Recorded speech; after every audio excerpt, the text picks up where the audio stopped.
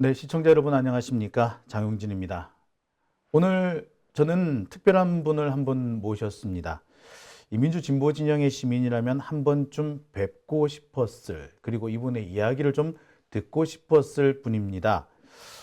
얼마 전 법원은요, 이경 전 민주당 부대변인이 보복 운전을 했다라는 이유로 벌금형을 선고한 적이 있습니다.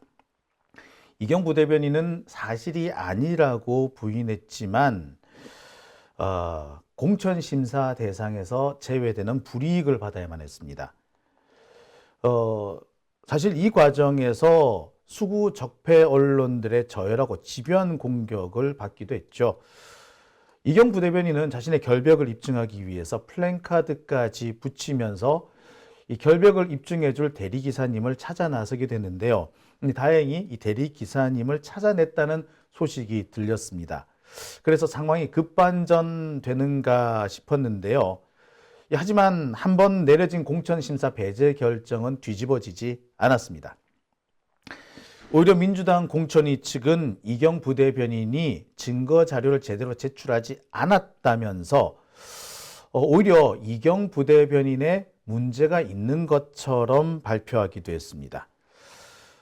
상황이 이렇게 되니까 도대체 이번 일이 어떻게 진행된 건지 의아해하시는 분들도 계시고요. 한편에서는 민주당 공관위원회의 이 행태에 불만을 나타내시는 분들도 있습니다. 자, 그래서 오늘 저는 바로 그 대리 기사님을 모셨습니다. 문제가 된 그 상황, 말 그대로 보복 운전이 있었는지 아닌지, 혹은 정말 이 대리기사님이 그 문제 상황을 직접 겪으신 건지 이 내용을 좀 확인해 보고자 합니다. 직접 들어보는 것보다 확실한 것은 없겠죠.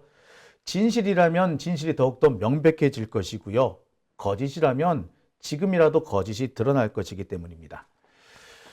민주주의를 사상의 자유시장이라고 표현하는 학자들이 있습니다. 이 우수한 품질을 가진 상품은 자유시장에서 살아남을 수밖에 없듯이 진실은 자유시장에서 살아남을 수밖에 없다.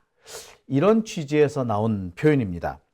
옳던 그르던 그것이 진실이든 거짓이든 일단 공론장에 올라가야 하는 이유가 거기에 있는 겁니다. 시민들이 듣고 선택할 수 있는 기회가 있어야 된다는 거죠. 자, 그래서 오늘 제가 이분 모셨습니다. 자, 제가 오늘 이 대리기사님을 모셨습니다. 안녕하십니까? 나와주셔서 감사합니다. 네, 안녕하세요. 일단 제가 대리기사님이라고 호칭을 해야 될 것 같습니다. 제가 이렇게 성함은 제가 나중에 따로 공개하도록 하고요. 대리운전 아주 오래 하셨다고 들었습니다. 어느 정도 이 업계에 계셨습니까? 네, 한 17년 정도 했습니다. 17년이요. 네네. 그러면 이 대리운전 업계 초기부터 시작을 하셨다고 봐도 되겠네요. 네, 오래 했죠. 네, 요즘도 일하고 계시고요. 네, 어제도 했고, 오늘도 합니다. 그러니까 여전히 생업으로 계속 이어오시는 그런 일이군요. 네네. 사실 이렇게 생업을 하고 계시기 때문에 또 생업과 직결되는 이런 인터뷰가 조금 꺼려지지 않았을까, 고민되지 않았을까라는 생각도 들거든요. 네, 고민을 많이 했습니다. 예, 되시지만 이 자리에 나와 주셨는데요. 뭐 특별하게 하시게 된 뭐 동기라고 할까요? 그런 게 있으면 말씀해 주시겠습니까? 네, 저도 제가, 힘들었던, 또 오해받았던, 또, 그래서 진실이라는 것을 누구보다도 참 갈망하는 그런 전인데요. 그래서 참 진실은 밝혀야 되겠다는 생각으로 용기를 냈습니다. 네. 근데 이게 어떻게 보면은 내가 했다라는 것이기 때문에 자칫 불이익이 생길 수도 있거든요. 뭐 그런 부분까지는 생각을 하고 오신 건지. 네, 불이익이 있을 수가 있겠죠. 네. 근데 제가 이제 며칠 있으면 60이 됩니다. 아, 예. 나이를 뭐 작은 나이는 아니기 때문에 그리고 또 사람이 살면서 오해를 받고 또 그런 오해 속에서 고통받는 저도 오해를 받고 고통도 받아보고 저도 제가 노숙자 생활까지도 해봤던 사람이기 때문에 그래서 진실의 중요함을 알기 때문에요. 네. 제가 이렇게 용기를 내게 됐습니다. 네. 자, 그러면 이제 사실관계부터 좀 정리를 해 볼게요. 지금 이경 전 부대변인, 민주당 부대변인의 차를 운전했기 때문에 이 일이 생긴 거잖아요. 운전하신 날짜가 언제인지 혹시 기억하십니까? 네, 2021년도 11월 경으로 생각합니다. 네. 네, 그때 대선이 2020년도 에 있었기 때문에 네. 그냥 그 정도로 제가 생각하고 있습니다. 네. 알고 있습니다. 그러니까 2021년 11월 경으로 기억을 하고 계시는군요. 네네. 어디서부터 어디까지 운전했는지는 뭐 기억하시겠죠? 네, 여의도에서 선유도역, 네. 네, 선유도역 근처까지 운전한 걸로 기억하고 있습니다. 그러니까 먼 거리는 일단 아니네요. 그러니까 한 10분 정도 걸린다고 보면 될까요? 그보다도 네. 안 걸릴까요? 뭐 12, 3분? 네. 네, 그 정도 왔다 갔다 할 겁니다. 그러니까 보통 여의도에서 출발을 하면은 뭐 여의교나 서울교 쪽으로 해서 그 노들길 정도로 들어가나요? 그렇게 해서 뭐 선유도 공원 쪽 양평 그 로탈인가요? 그쪽으로 해서 이렇게 나가는 그쪽 길로 가시게 되죠. 네, 여의도에서 가게 되면은 서울교 지나서 우회전해서 노들길로 해서 여의 2교 지하도로 해서 양화대교 네. 남단 그게 이제 양평 사거리거든요. 네네네. 글로 해서 이제 선유도역으로 가는 그런 구간입니다. 네. 그럼 그 구간 중에 지금 현재 경찰이 문제 삼고 있는 경찰이 보복 운전이 있었다라고 이렇게 지적을 하고 있는 구간이 어디서 어디 정도 되는 건가요? 네, 그 구간이요. 서울교를 지나자마자 네. 우회전 하면은 거기가 노들길입니다. 네. 우회전해서 이제 서울 2교 지하도를 가야 되기 때문에 차선 변경을 해야 되죠. 네. 그 차선 변경을 하는 과정에서 약간의 그런 트러블이 생겼던 그런 부분으로 저는 생각을 하고 있습니다. 그러니까 여의도에서 나와가지고 서울교를 지나서 노들길로 들어가는 게 우회전해서 노들길로 들어가는 뭐 그 구간 말씀을 하시는 거군요. 네네. 네. 그 구간이 사실 좀 조금 뭐라 그럴까 복잡한 구간은 아닌데 사고가 종종 나는 구간이기도 하죠. 노들길에서 오는 차들은 또 쌩쌩 달리기도 하고요. 네네. 거기가 여의 2교를 들어가기 위해서는 속도가 많이 낼 수가 없습니다. 왜냐면은 서울교에서 끝자락에서 이제 우회전해서 노들길 지집하면서 여의 2교를 타려면은 속도를 많이 낼 수가 없어요. 네. 그래서 한 50km 정도 아마 4, 50km 정도 낸 것 같습니다. 그래서 차선을 변경하고 여의 2교 쪽으로 이제 차선 변경을 했죠. 근데 여의도에서 노량진에서 오는 차가 네. 그 서울교 지하도가 음폭 파여 있습니다. 그렇죠. 예. 네, 거기가 속도가 제가 운전해봐도 속도가 뭐 100km 이상 저도 밟는데 네. 그러다 보니까 제가 여의 2교 진입하는 과정에서 그 뒤에 과속으로 오던 차가 급브레이크를 밟으면서 전조등도 켜고 크락션도 누르면서 한 그런 기억이 납니다. 네. 그러니까 구간을 일단 정리를 한번 해보겠습니다. 서울교에서 노들길로 진입하는 그 구간이었고요. 그래서 네. 진입한 뒤에, 그러니까 진입하고 난 다음에 곧바로 또 지하도로 이어져요. 그죠? 네네. 그러니까 그 지하도로 진입하기 위해서 차선 변경을 했는데 네. 그 과정에서 뒤에 차가 약간 좀 트러블을 일으켰다. 이렇게 보시면 되겠네요. 네네. 예. 과속으로 거기가 과속을 내는 구간이기 때문에 그렇죠. 예. 과속을 내고 오다가 움푹 파인 그렇죠. 도로이기 때문에 지하로 들어갔다가 다시 나오죠. 그렇죠. 서울교 밑으로 해가지고. 네. 예. 그러다 이게 보니까 노들길 지하차도인가요? 아마 이름이 그렇게 돼 있을 거예요, 아마. 네네네. 예. 그러다 보니까 저를 발견하는 시점이 좀 늦게 발견하다 보니까 급브레이크를 밟고 그에 대한 이제 짜증 화를 냈던 그래서 크랙션 누르고 했는데 저는 저대로 정상적으로 갔다고 생각을 하고 그렇죠. 예. 또 차선을 한번 바꾸고 또 이제 1차선으로 들어가야지만이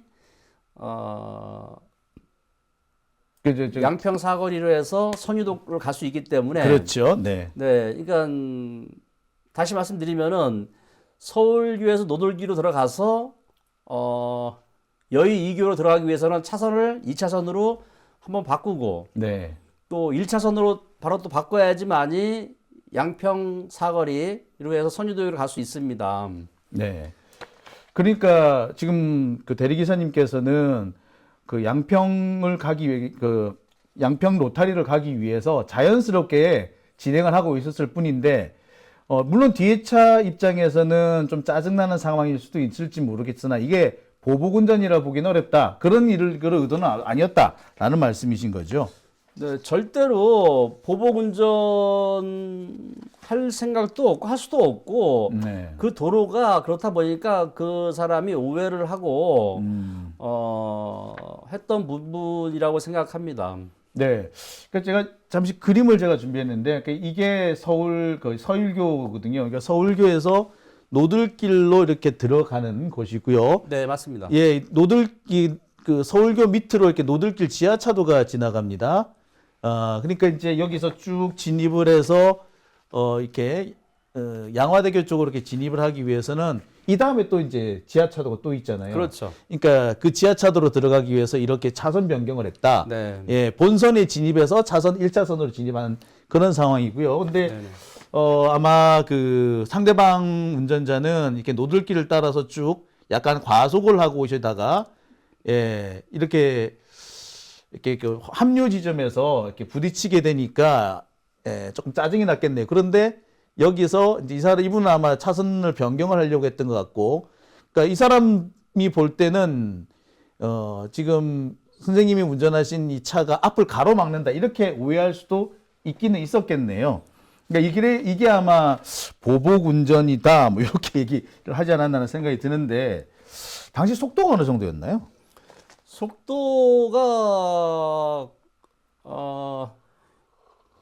여의 2교 지하차도로 들어가기 위해서는 속도를 거기가 많이 낼 수가 없습니다. 그렇죠. 예. 네. 그래서 40-50km 정도 일단 진입하는 과정에서는 40-50km 정도 진입한 것 같고 네. 그러니까 한 50-60km 정도로 이제 들어가서 달린 것 같습니다. 네. 보통 그러니까 이제 본선으로 진입하기 위해서 진입로를 따라 들어가다 보면은 아무래도 속도가 빠를 수가 없죠. 네. 근데 이제 본선에서 달리던 차는 빠르게 속도로 들어오니까 이제 그 접속 부분에서 합류 지점에서 약간의 좀 사실 이런저런 트러블이 있는 경우는 자주 있어요. 네네. 예, 그러니까 뭐 아마 그런 상황 때문에 이렇게 문제가 되지 않았나라는 생각이 드는데, 그러니까 당시로서는 이게 문제가 될 것이다, 특히 보복운전이다라고 보고 그렇게까지는 생각을 못 하셨다는 말씀이시죠? 전혀 생각도 못 했고요. 우리가 평상시에 운전하다 봐도 차선 변경은 자주 일어나는 거 아니겠습니까? 그렇죠. 예. 근데 이제 이게 오해가 있었다 한다면은 본선으로 진입하는 2차선으로 진입을 하고 또 2차선에서 양평 사거리로 나가기 위해 가지고는 1차선으로 진입을 해야 되는데 연속으로 2차선 들어갔다가 1차선 들어가는 과정에서 뒤에 오던 차와 노선이 같이 엉키다 보니까 엉켰겠네. 진행 방향이 엉켰겠군요. 네, 그러다 보니까 뒤에서는 오해를 하고 그랬던 것 같습니다. 가령 보복 운전이라면은 창문이라도 열고 큰 소리라도 치던가 네. 뭐 그런 것이 있어도 보복 운전이 될까 말까 하는데 네.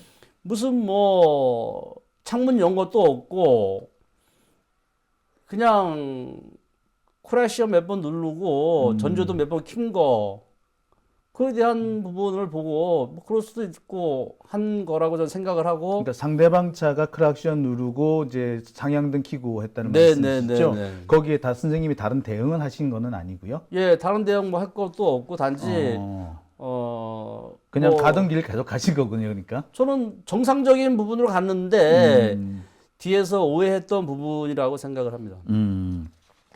예, 그 당시로는 문제가 될 거라는 걸 전혀 인식하지 못했기 때문에 사실 그동안 잊어버리고 지냈을 수도 있을 것 같거든요. 그러면요 전혀 뭐 문제가 될 수 있는 전혀 생각을 안 했습니다. 네. 그렇다면 이게 문제가 됐구나라는 걸 언제 아셨나요?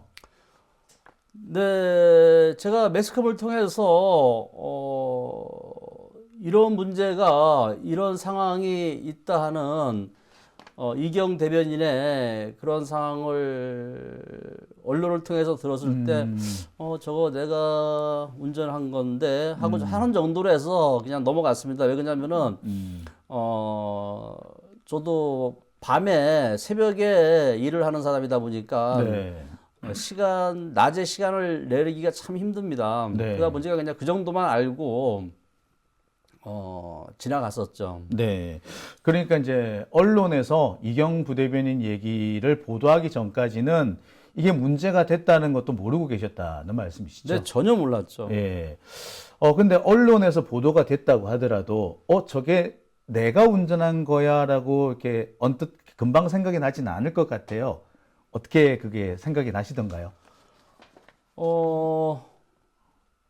그러니까 여성분이고 네. 여의도에서 선유도역 가는 그 동선이 제가 운전했던 기억이고 또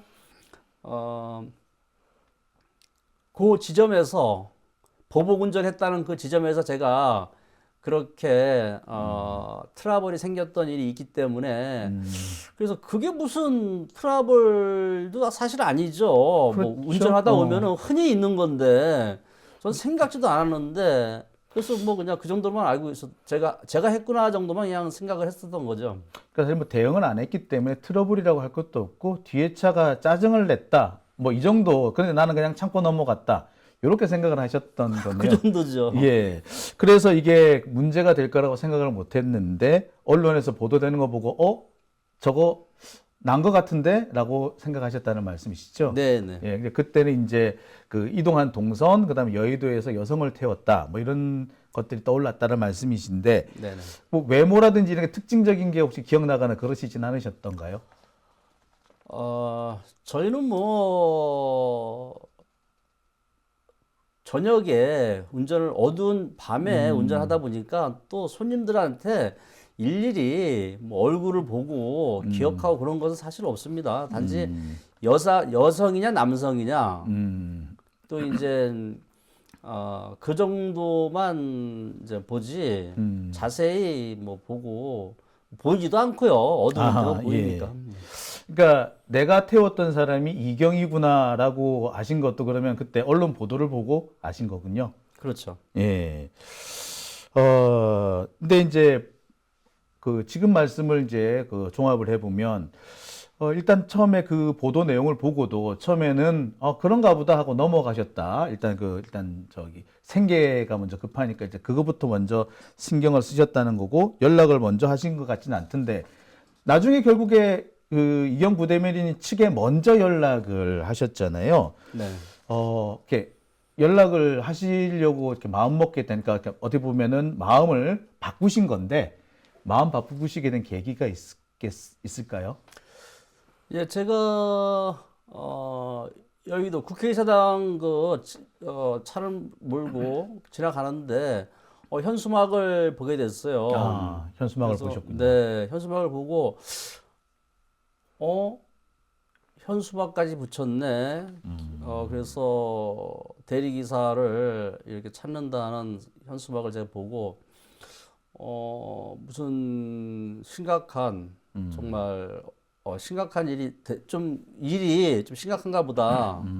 뭐 그렇게 하고 이제 넘어갔습니다. 넘어갔는데 제가 교회를 다니고 또 하나님을 믿는 그런 사람인데 그러면 이런 공경에 처해 있는 분이라면은 내가 진실을 밝혀야 되지 않겠느냐 하고 기도를 많이 했죠. 네. 그래서 그런 공경에 빠졌다 한다면 내가 진실을 밝힐 수 있다 한다면 밝혀야 되겠다 해서 용기를 내서 제가 민주당사하고 국회의원 몇 분한테 전화를 했죠. 그러니까 일단 종교적인 이유가 가장 컸군요. 사실 이런 문제가 끼어든다는 게 상당히 귀찮을 수도 있거든요. 뭐 불이익 아까 제가 말씀을 드렸습니다만 불이익이 아니라도 상당히 귀찮을 수 있는 부분인데 그래도 이게 종교의 힘으로 일단 그것을 극복하기로 하셨다 이런 말씀이신 것 같습니다. 연락처는 어떻게 확보를 하셨던가요? 이경 부대변인의 연락처를 처음에는 모르셨을 거잖아요. 네, 그래서 제가 민주당사에 네. 전화를 했죠. 전화를 했는데 전화 연결이 잘 안 되는 거예요. 그래서 한 10번을 한 것 같습니다. 네, 일단 제가 마음을 먹었는데 마음이 또 바뀔까봐. 그렇죠. 네, 바뀔까봐 전화를 한 10번을 한 것 같아요. 그래도 연락이 안 닿더라고요. 원체 민주당 그 당사가 뭐 많은 사람들이 전화하니까요. 그래서 이제 민주당 포털 보고 네. 민주당 의원 몇 분에게 전화를 드렸죠. 아, 네. 그래서 이제 제가 그때 대리운전을 한 사람인데 연락을 이경 대변인이 저를 찾는 것 같다. 저한테 연락 달라고 하라고 하고 제가 그러면 꽤 여러 차례 전화 연락을 취하셨겠군요. 아까 10차례 이렇게 말씀하셨는데 그 이상 될 수도 있겠네요. 네, 제 마음 바뀌기 전에 마음 바뀌기 전에 네. 이 연락을 해야 되겠다 해서 전화를 좀 많이 했습니다. 네. 연락 많이 취하신 것 같은데. 제가 몇 번 말씀드립니다만 이번 일 때문에 사실 곤란한 입장이 되실 수도 있거든요. 뭐 처벌 뭐 크게는 아니겠으나 뭐 작게는 소소하게 벌금형이라든지 또는 그게 아니라 하더라도 이 결백을 밝히는데 상당히 귀찮은 과정이 지금 기다리고 있을 수도 있고요. 또 때로는 괜한 오해나 의심을 받을 수도 있는데 뭐 그런 부분에 대해서는 어떻게 생각을 하시는지요? 네, 뭐 그럴 수도 있겠죠. 근데 제가 저도 사업에 부도도 나고 아픔도 있고 또 오해도 받고 또 그런 고통도 받아봤던 과거가 있기 때문에 또 제가 이제 60을 가까이 합니다. 아, 예. 그러다 보니까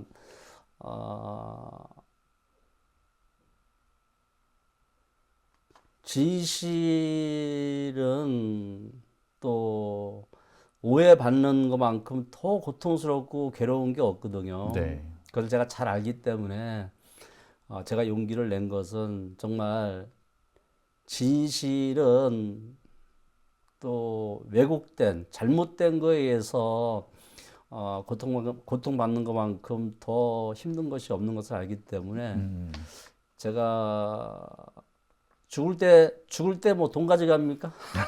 그래서 제가 할 수 있는 그러면은 그것까지도 제가 감당 뭐 할 수도 또 진실을 위해서는 당연히 감당해야 되겠죠. 네. 그거에 대해서 뭐 개의치 않습니다. 네. 앞으로 뭐 경우에 따라서는 다른 언론이라든지 이런 데서 이렇게 인터뷰 요청을 하실 수도 있는데, 그 언론 인터뷰 요청도 받아들이실 수 있으신지요? 근데 저는 뭐 제가 저의 진실을 얘기하는 거니까 언제나 이 말은 똑같을 것이고 누가 어디서 어떠한 사람이 뭐 판사가 물어볼지언정 저는 제가 했던 또 사실만 네. 진실은 언제든지 말할 자신이 있습니다. 네, 잘 알겠습니다. 자, 오늘 참 용기 있는 시간 내주셨습니다. 감사드리고요. 오늘 여러 가지 좀 불편한 질문도 있었을 텐데, 이렇게 잘 말씀해 주셔서 정말 감사드립니다. 네. 앞으로 여러 가지 좀 곤란한 점이 있을 수도 있겠습니다만, 이 지금 가졌던 이 마음 계속 변치 않으셨으면 하는 바람 가져봅니다. 오늘 정말 감사합니다. 네, 감사합니다.